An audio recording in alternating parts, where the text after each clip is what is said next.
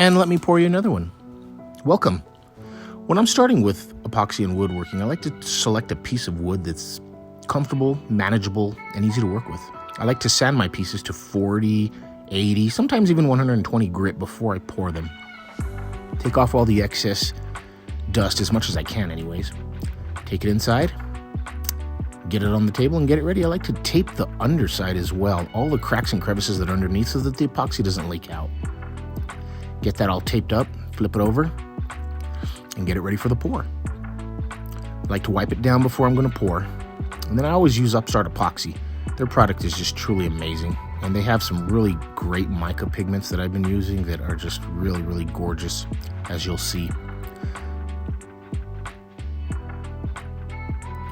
Look at that, mix it up. That's copper. And then we have bluish green from them as well. Get ready and pour. I like to cover all these detailed areas first because those are really who are gonna make your table pop. And a lot of people say that big pours, 30 liter, 30 gallon pours are really cool, and they're awesome. They're really something to watch, and they're beautiful. But these smaller detailed pours are just as exciting and just as satisfying. And the cool thing about it is that you really see your work, your time, and your talent as soon as you get out and you're done. Keep on filling up all these little cracks like this. It's all the detail work, but in the end, it's truly, truly satisfying once you hit it with that clear coat. It's just consistency. I always use a heat gun. Take the bubbles out. Nobody likes bubbles.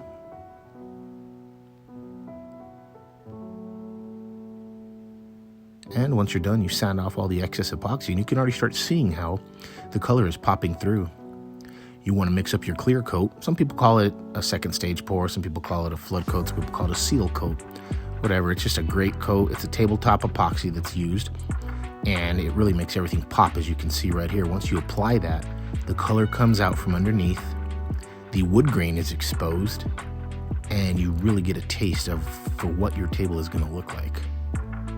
As you can see, I like to start off with the detailed areas just to see how they're going to pop, and then I'll hit it with a massive pour over all the wood. That way I see that wood grain. I get to see all of that, how it's going to come out.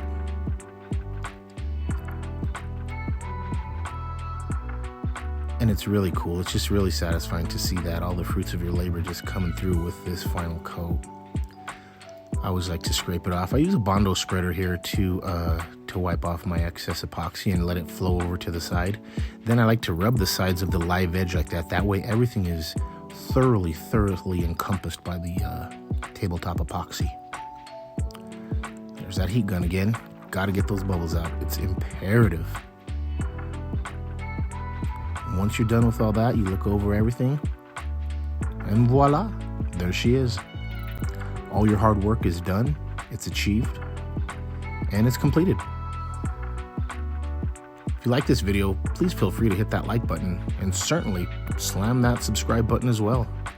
And we promise to keep pumping out some really high-tech, high-quality pour videos. Thank you.